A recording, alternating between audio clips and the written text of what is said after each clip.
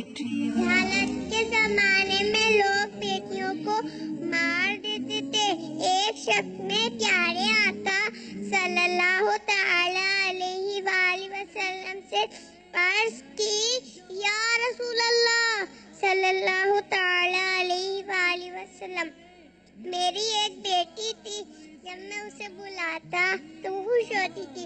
एक दिन मैंने उसे बुलाया तो खुशी खुशी मेरे पीछे चलने लगी। मैं उसे लेकर एक कुएं पे गया, उसका हाथ पकड़ा और कुएं के अंदर फेंक दिया। वो बेचारी रो रो कर अब्बू जान, अब्बू जान, अब्बू जान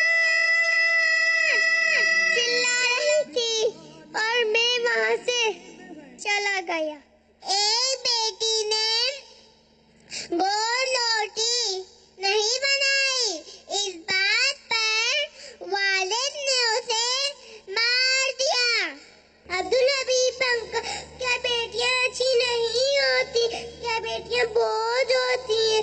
क्या बेटियां रहमत नहीं है?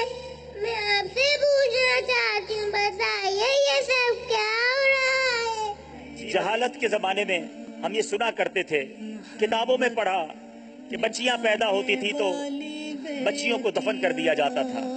बच्चियों की पैदाइश पर गुस्से होते थे, अपनी बीवी को मारा जाता था।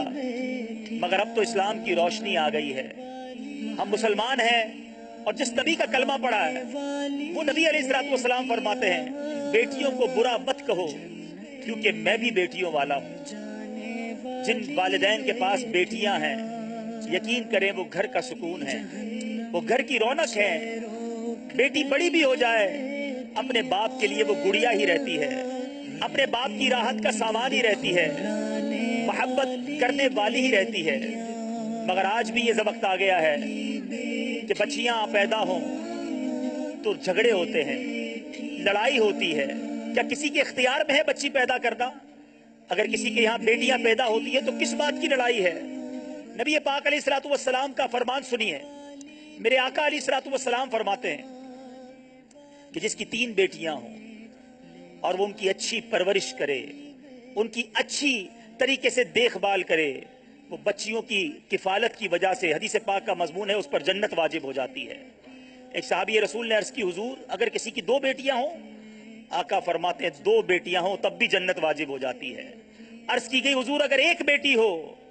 आका फरमाते हैं किसी की 1 बेटी हो उस पर भी जन्नत वाजिब हो जाती है।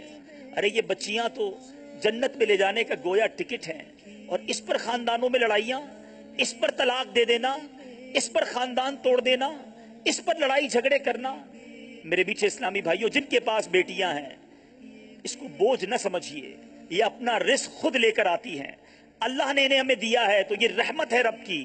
अगर बच्चियां हैं इन्हें बोझ ना समझें, इस वजह से अपनी ज़ौजा पर जुल्म ना करें, इस वजह से ताने ना दें, इस वजह से घर में लड़ाई झगड़े ना करें, अच्छी परवरिश करें और जन्नत में जाने का सामान करें। अल्लाह करीम हम में से जिनके पास बच्चियां हैं उनके अच्छे नसीब फरमाए।